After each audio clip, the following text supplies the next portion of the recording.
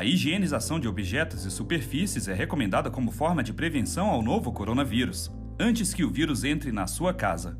Para informar a sociedade sobre como fazer a desinfecção química contra o novo coronavírus, o Conselho Federal de Química convidou o bacharel em Química Tecnológica, professor Dr. Jorge Macedo, para preparar um roteiro simples e de baixo custo. Você vai preparar uma solução diluída de água sanitária, pois não adianta utilizar o produto puro. O que mata os organismos é uma substância chamada ácido hipocloroso, que não existe em pH tão alto como o da água sanitária pura. Primeiro, leia o rótulo da água sanitária e veja se a concentração de clorativa é de 2 a 2,5%. Depois, em um copinho descartável para café com capacidade de 50 ml, coloque a água sanitária até a metade, ou seja, são 25 ml do produto. Se passar um pouco, não tem problema. Em uma garrafa de plástico com capacidade de 1 litro, coloque um pouco de água e adicione os 25 ml de água sanitária. Complete o volume da garrafa com água. Tampe e agite para misturar a água sanitária com a água. Essa solução vai deixar sua casa livre do novo coronavírus em poucos segundos. Mas atenção! Colhe uma etiqueta para identificar o frasco ou escreva o nome da solução no recipiente. Faça isso logo após o preparo. É importante também não deixá-lo exposto à luz. Portanto, guarde-o em um lugar fresco, dentro de um armário, fora do alcance das crianças. Retire somente quando for utilizar a solução. O líquido pode ser aplicado em superfícies e objetos diversos, como embalagens de produtos, chaves, maçanetas e mesas. Para isso, umedeça um pano limpo com a solução ou use um borrifador.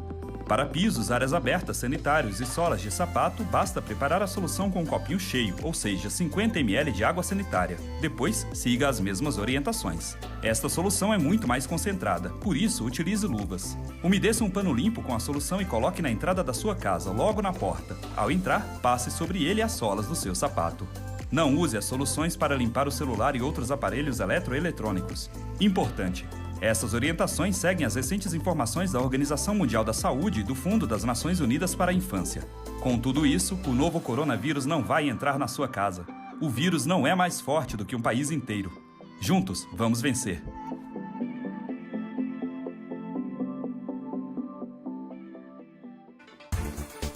Como diferentes religiões celebram a Semana Santa neste período atípico de pandemia? Para manter a tradição do chocolate no domingo de Páscoa, fabricantes apostam em vendas online.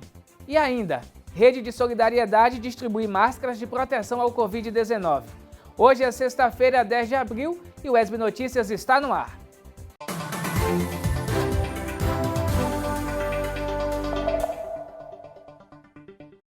Olá, seja bem-vindo ao ESB Notícias. Aqui é informação, formação e conhecimento. Estamos no final da Quaresma, uma data muito celebrada pela Igreja Católica. Mas como outras religiões tratam desse momento de reflexão em função da quarentena? Confira na reportagem de Cristiane Santana. Quando se fala em Páscoa, muitos cristãos aproveitam para celebrar com o tradicional peixe. A tradição é um momento de comunhão entre famílias e amigos, mas este ano a comemoração vai ser diferente. Sara pretende usar uma estratégia para esta data tão importante para a sua família. A minha família sempre costuma se reunir no dia de Páscoa. É bem tradicional, né? A gente se reunir no domingo para comer o peixe com vatapá, como bons baianos que somos. Mas neste ano, por conta da prevenção contra o coronavírus, nós achamos melhor não nos reunirmos. Primeiro porque minha mãe ela faz parte de um grupo de risco, né? Já tem mais de 60 anos. E eu tenho 2 irmãos que trabalham na área de saúde. Então a gente cada um vai fazer o almoço em suas casas e vamos marcar um horário para fazer uma videoconferência. Páscoa vem da palavra hebraica Pessá e significa passagem. Para os cristãos, é a passagem da morte de Jesus para a vida. Através da sua ressurreição, chega a salvação todo aquele que nele crê. Para os judeus, é a celebração da saída do povo hebreu da escravidão do Egito. É uma celebração muito importante para estas religiões e também é um período de muita reflexão. E o que os representantes destas religiões podem refletir nos tempos de hoje, como comemorar a Páscoa em tempos de quarentena? Essa festa ela nos lembra, então, toda essa questão da liberdade, da saída do Egito, mas que para alcançarmos a liberdade foi necessário permanecer em casa. É inevitável que nesse tempo de pandemia, de coronavírus, onde todo o planeta se encontra restrito, a oportunidade que Deus tem nos dado de permanecermos mais com nossas famílias, de permanecermos em casa, de refletirmos sobre nossos atos e de pedirmos perdão a Deus, né? De estarmos mais próximo à nossa família e também mais próximo a Deus. A comunidade católica ressalta toda a tradição da Semana Santa e que o sacrifício de Cristo é um exemplo para os dias atuais. Na sexta-feira, como chamamos comumente, é Sexta-feira da Paixão. Então celebramos a dolorosa paixão do Senhor, a sua morte, a sua entrega por nós. O Sábado Santo guardamos o grande silêncio. É como se estivéssemos ao lado do sepulcro do Senhor, meditando a sua morte. Pois, para nós católicos, o sábado à noite já é, no caso, domingo. E ali nós celebramos a Vigília Pascal, a gloriosa ressurreição do Senhor. E para os cristãos evangélicos, com a morte e ressurreição de Jesus, a cura conquistada com seu sacrifício é a mensagem de esperança para esses dias. Entre muitas coisas que ele conquistou para nós através disso, a nossa salvação, o perdão de pecados, ele também conquistou cura, tanto física quanto emocional. Eu sei que nesse momento muitas pessoas estão orando por isso, pedindo a Deus por essa cura, por essa proteção. Nesse momento tão difícil que nós vivemos como humanidade, não só como país, mas que não nos impede de continuarmos celebrando aquilo que Jesus Cristo fez por nós. Para o Espiritismo, o momento é de ter esperança para enfrentar esta fase e que a aprendizagem nesta época é inevitável. Esses dias difíceis que enfrentamos são, portanto, um convite para realizarmos a viagem para dentro de nós, lapidando os nossos sentimentos, nos conhecendo em profundidade, renovando os nossos pensamentos e atitudes para o bem. Atendendo às recomendações das autoridades sanitárias, somos convidados ao isolamento social, convivendo de forma mais intensa com os nossos familiares. Aproveitemos para fortalecer esses laços.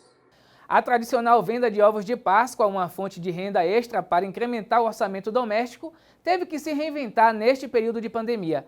Veja na reportagem do estudante de jornalismo Gabriel Pires.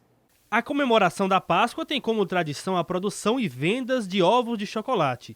Mas com a crise da Covid-19, a Confederação Nacional de Comércio de Bens, Serviços e Turismo estima que as vendas da Páscoa neste ano registrem queda de 31,6% em relação a 2019.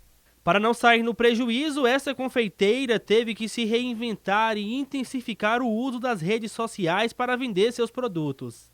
Antes do coronavírus, a Páscoa, era uma expectativa. Nas redes sociais, muitas postagens, muitas encomendas, inclusive.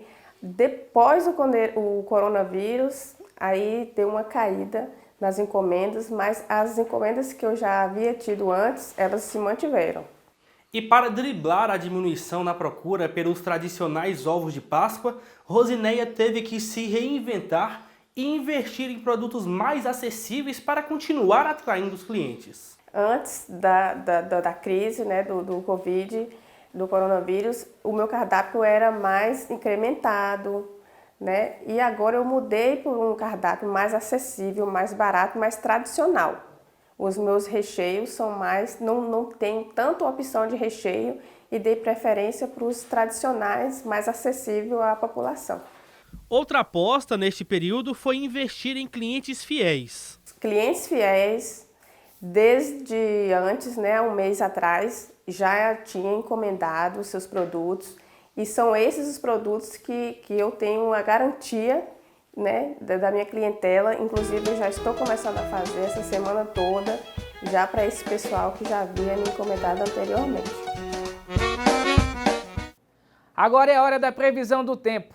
Veja como é que fica o tempo e a temperatura para a Vitória da Conquista e outras cidades da região.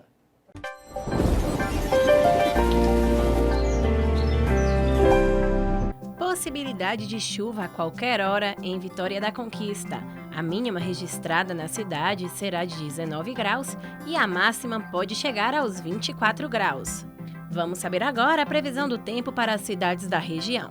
Pode chover em Itapetinga. As temperaturas na cidade variam entre 20 e 28 graus. Pancadas de chuva à tarde e à noite em Jequié. A cidade registra temperatura mínima de 21 e a máxima pode chegar aos 34 graus. Céu nublado com possibilidade de chuva em Poções. A mínima na cidade será de 22 e a máxima pode chegar aos 26 graus. Nós vamos a um breve intervalo e daqui a pouco a gente volta com mais informação e conteúdo para você.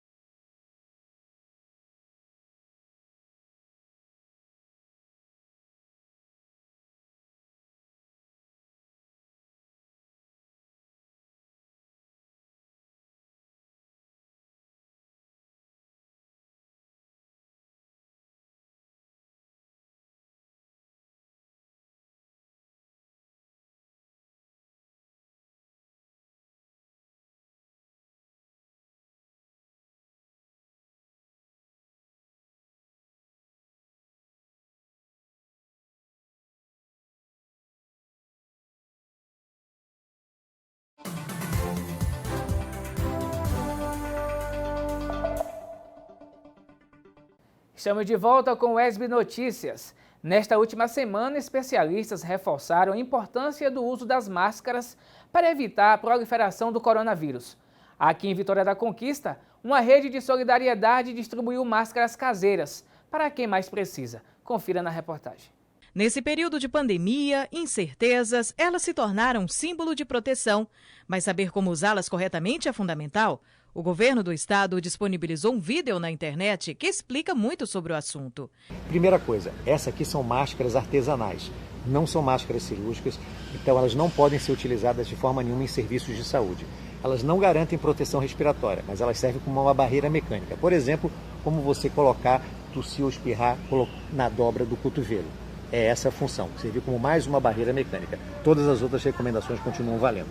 A gente, na hora que for pegar na máscara para colocar, nós temos que lavar nossas mãos. Lavar com água e sabão, secar as mãos e aí colocar a máscara através das laterais, aqui, como eu estou mostrando a vocês, que vai direto para as orelhas. Eu ajeitei e aqui, então, eu vou terminar de ajeitar ela no meu queixo para deixar ela fechadinha. Desde o anúncio da pandemia, essas máscaras que são comumente encontradas nas farmácias simplesmente desapareceram. Mais recentemente, o Ministério da Saúde liberou a produção de máscaras caseiras para proteção. E a partir disso, várias instituições filantrópicas e também voluntários começaram a fabricar essas máscaras caseiras para poder fazer doações a instituições ou a quem precisa. Nas imagens feitas por celular, podemos ver o material a ser utilizado na confecção da máscara. Aqui em Vitória da Conquista, diversas instituições estão envolvidas na produção deste artigo e com o objetivo nobre, doar aos mais carentes. Integrantes de uma igreja evangélica da cidade estão envolvidos nesta causa. A ideia surgiu devido à pandemia. Vimos que os CPIs estavam acabando muito rápido no mercado e dando prioritariamente para a pessoa que trabalha na saúde.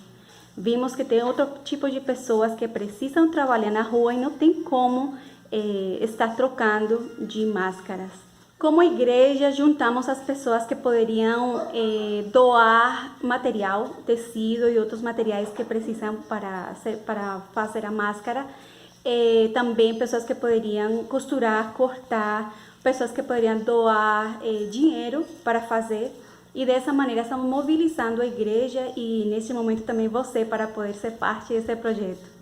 E se você também quer se tornar um voluntário e ajudar outras artesãs, anote os canais da doação. Você pode entrar em contato pelo Instagram no @mccristã ou com Celina no número 7788267970. Todas as contribuições são necessárias e bem-vindas. Em mais um vídeo enviado direto de Portugal, a psicóloga e professora da UESB, Mona Lisa Barros, fala sobre a Covid-19 e as possíveis soluções coletivas. Confira. Eu sei que muita gente já falou dos ganhos que essa pandemia tem trazido. Tem algumas pessoas com visão bastante romântica, outras mais realistas e, óbvio, em nenhuma situação só há perdas. Há também sempre ganhos. Eu acho que no momento de crise é sempre um momento de perigo e de oportunidade, né? É a oportunidade de reconstruir novas formas de viver.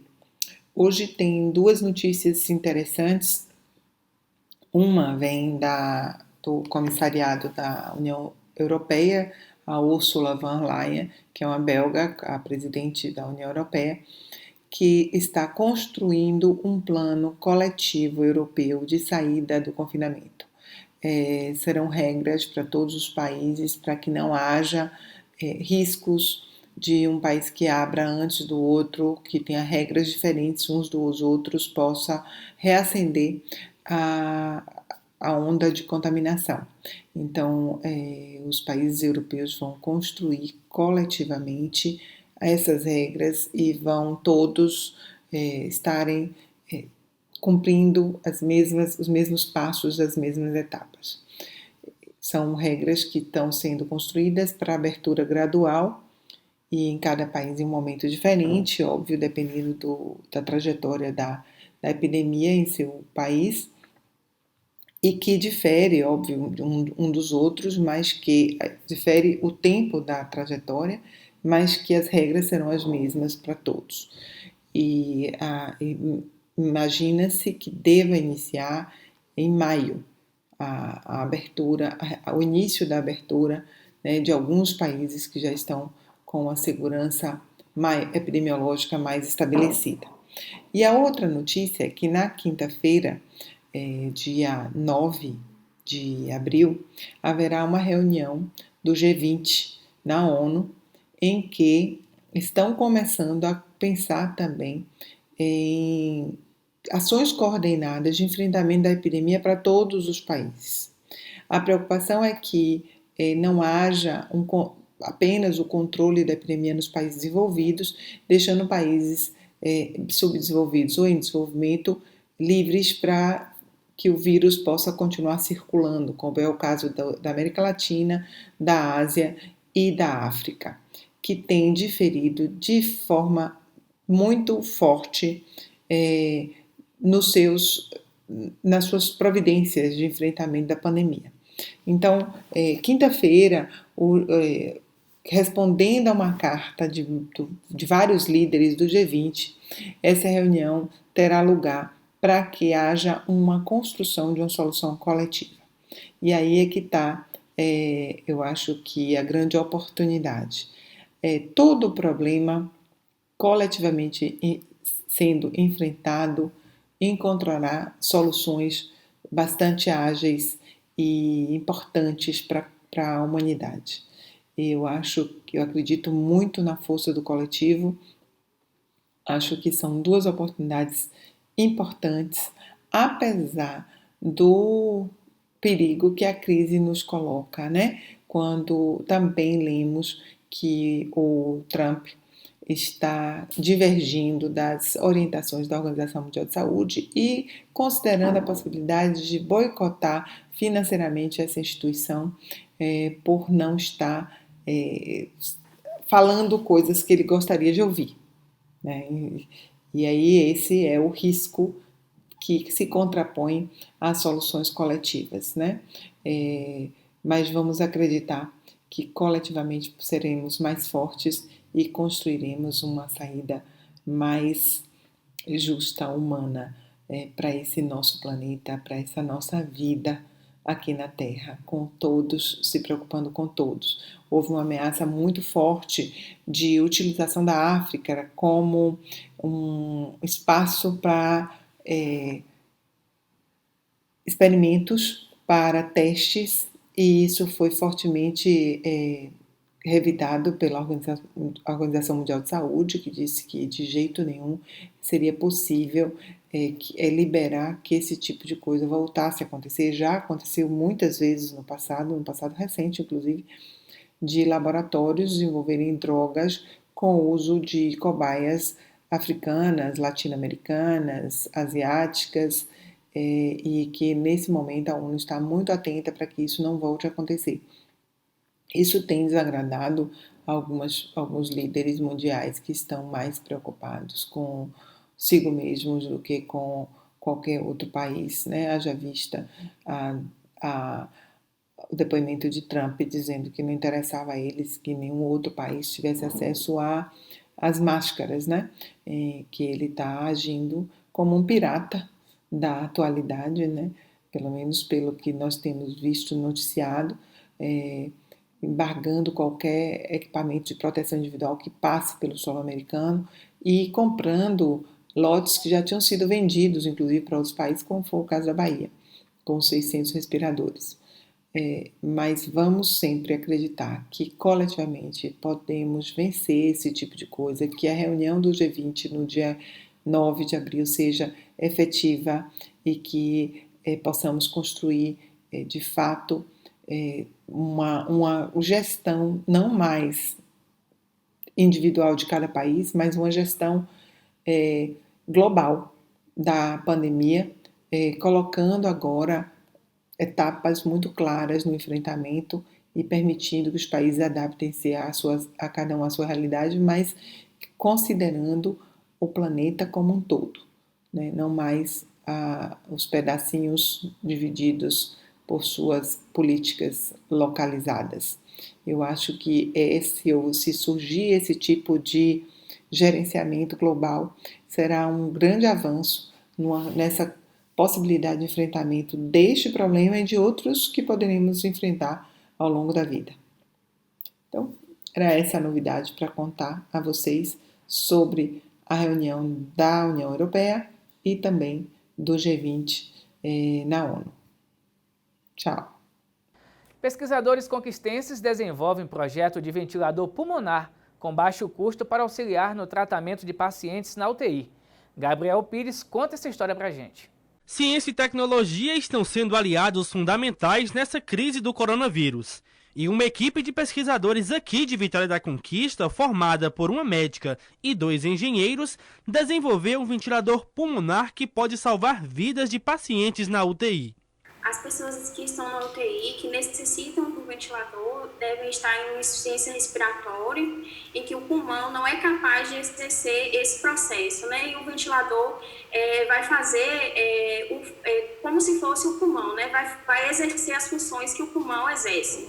A proposta de construir esse equipamento surgiu de um desafio internacional lançado em março, em que pesquisadores foram chamados a desenvolverem esse aparelho. O projeto baiano concorreu com outros 1.060 pelo mundo e está entre os 65 melhores. Eu recebi essa proposta através do professor Dr. Alberto Rebouças, do Instituto Federal da Bahia, o campus aqui de Vitória da Conquista, é a mesma instituição onde eu me formei. E ele colocou que o Brasil estava precisando de nós nesse momento. Então, essa frase foi bastante motivadora para encararmos. Tudo que você sai do zero realmente é muito desafiador. Então, até organizar as ideias para saber qual princípio iríamos tomar, quais as iniciativas, quais os tipos de circuitos, qual a linguagem de programação. Isso aí foi o maior desafio. A equipe tinha 15 dias para desenvolver o ventilador, mas fez isso em apenas 10 dias. Todo o aparelho custou $400, cerca de R$2.000. O interessante é que ele funciona tanto na tomada e suporta até 6 horas na bateria. No processo de montagem, a gente já tinha facilidade por trabalhar com manutenção em equipamentos de ventilação. Isso facilitou muito a gente desenvolver esse equipamento. A parte eletrônica, a gente já tem componentes que facilitam no processo de desenvolvimento. Então, tudo isso, 9 anos já de experiência em ventilação, facilitou muito no processo de construção. Para ser produzido em larga escala e auxiliar hospitais de todo o país, é necessário a aprovação da Agência Nacional de Vigilância Sanitária. Enquanto aguardam o resultado, os pesquisadores se sentem felizes em contribuir para a superação dessa crise. Eu fico muito feliz por ter toda uma equipe unida nesse grande momento de dificuldade, que é a pandemia da Covid-19. E eu acredito que o equipamento projetado, desenvolvido, o protótipo, vai influenciar muito em novos projetos, novas ideias. O impulso para nós aceitarmos esse desafio foi poder, nesse momento, contribuir, usar nossas habilidades, usar o nosso conhecimento em favor de algo que é tão grandioso nesse momento, né? É um sentimento de muita gratidão, de muita felicidade, porque realmente o ventilador é essencial em diversas UTIs e estamos vivenciando esse momento de falta de ventilador de maneira mundial e é importante a gente tentar produzir, né, que seja viável a produção de um ventilador de baixo custo, de alta reprodutibilidade, que a gente alcance também os pequenos centros, né, os pequenos hospitais que não têm nenhum suporte, né? E por hoje é só. O ESB Notícias fica por aqui. Obrigado pela companhia. Para rever os nossos telejornais, acesse o nosso canal no YouTube. Bom final de semana, excelente Páscoa e não se esqueça, fique em casa. Até a próxima.